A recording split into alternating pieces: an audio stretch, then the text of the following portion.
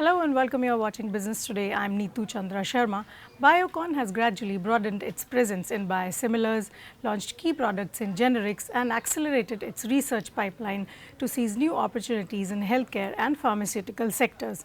Today, we will be speaking with the top management from the company to discuss its plans and what can we expect in the coming years.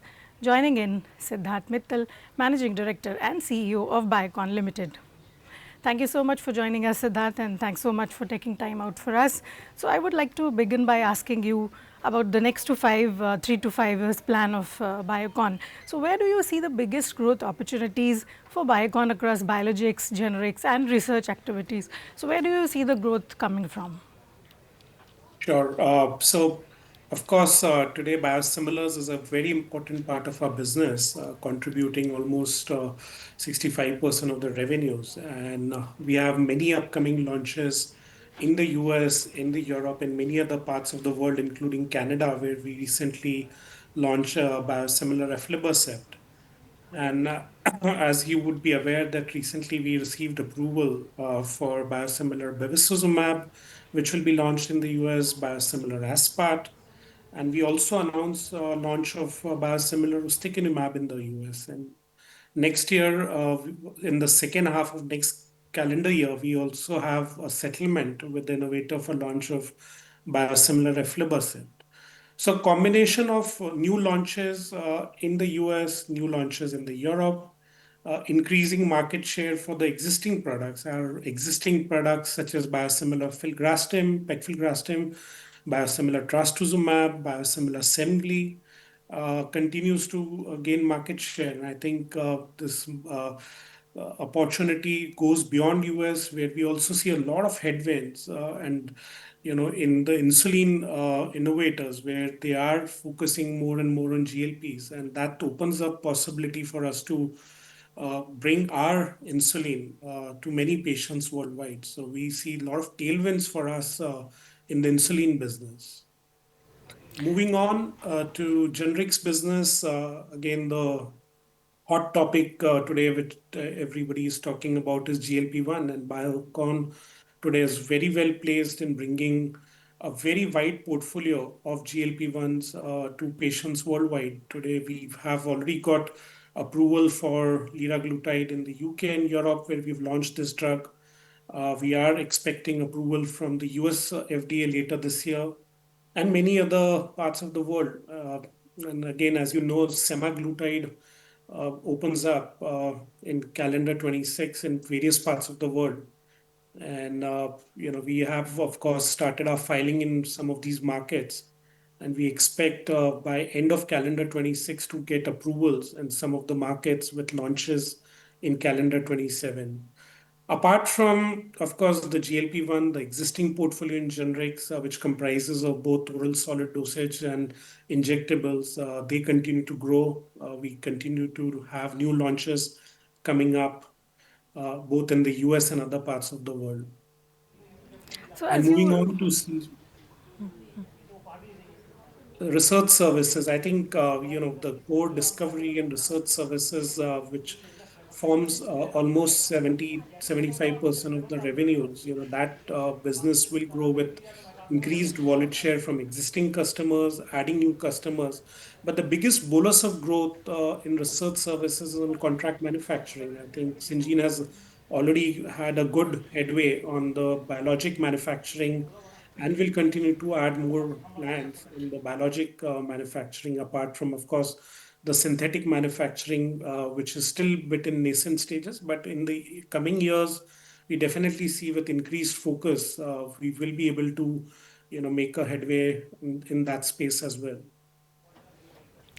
Okay, as you discussed about the GLP-1 segment, so you are entering into a highly competitive segment when there are a lot of global competitors. So how do you plan to, capture the market share in this particular segment going forward?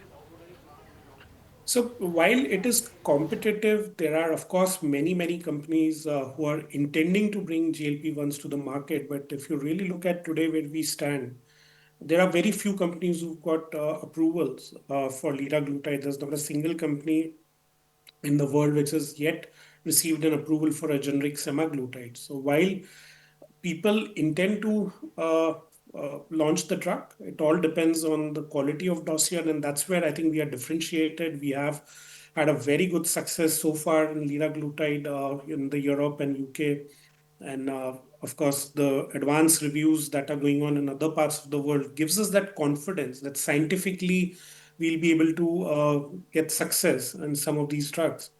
The second is we are vertically integrated player. We have created capacities on both drug substance as well as drug product side. Again, all the GLP-1s are heavily dependent on drug device combination, for which we have a platform of devices for different drugs. Again, that's a differentiator. So we'll be fully integrated from drug substance to drug product to devices.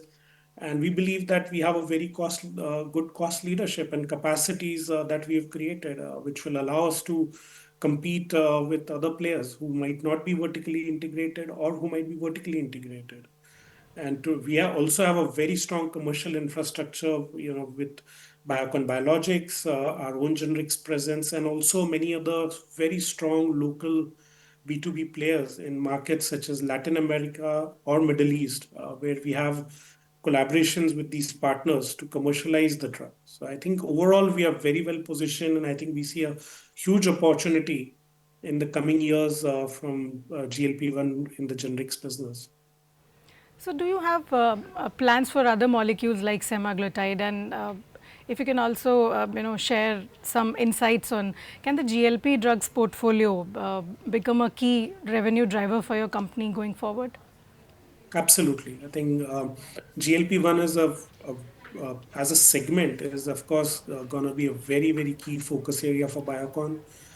We have a portfolio of 10 GLPs, which of course comprises of products such as tirzepatide, semaglutide, and semaglutide, which is almost a $30 billion drug for the innovator, is something that everybody is targeting, and we are very well placed. We have completed our bioequivalence, met the endpoints. We have completed development of that drug. So again, scientifically, we are very confident that the drug is where we should be able to receive approvals from various regulators. Okay, can you also tell us about the GLP-1 facility that you have recently launched in Bengaluru? So, is it dedicated solely for exports, or will it also cater to the Indian market? So we commissioned and inaugurated the drugs product injectable facility, which will cater primarily to all the GLP-1s. It's a state-of-the-art facility built with fully automated plant with latest technology, latest equipments, and our thought process and philosophy of the company is to bring drugs to all the patients worldwide under a single quality system. So yes, we will use that facility for exports as well as for launching the drug in India. Okay, we would also like to know about the Capex plans of the company in the next 5 to 6 years, and if you can also tell us about, like you have recently, raised 4,500 crore rupees through a QIP. So you have also increased your stake in Biocon Biologics. So what is the priority allocation for this particular funding? And as I asked, what is the Capex plan? So I will talk about capex plans for next 2 to 3 years. I think 5 to 6 years are really out long period. But if you really look there are a couple of key projects going on. One is the capacity expansion or doubling of our drug substance capacity in Malaysia.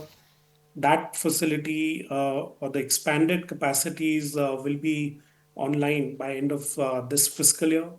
And as far as generics business is concerned, as I mentioned, we've just inaugurated our drug product facility. We have also expanded our drug substance facility for GLPs. And with Malaysia and the investments that have gone in the GLP drug substance and drug product, I think the majority of the capex for the next 2 to 3 years is complete. So we will now be more on the maintenance capex mode for the foreseeable future. And As far as QIP question is concerned, so we had a very successful QIP where we raised 4,500 crores. And the prime objective of the deployment of funds is to meet the obligations that Biocon had to the structured equity investors such as Goldman Sachs, ADQ, and then you have Kotak, Edelweiss, and to give them an exit. And that allows us to increase our stake in biologics from 72% to 78% on a fully diluted basis. Thank you, Siddharth, for all those insights, and thank you so much for taking time out for us. Thank you. Thank you. That was Siddharth Mittal talking about the outlook of the company and strategy for the next 2 to 3 years. As we follow what's next for Biocon, you stay tuned to Business Today. If you like the video, do like, comment, share and subscribe.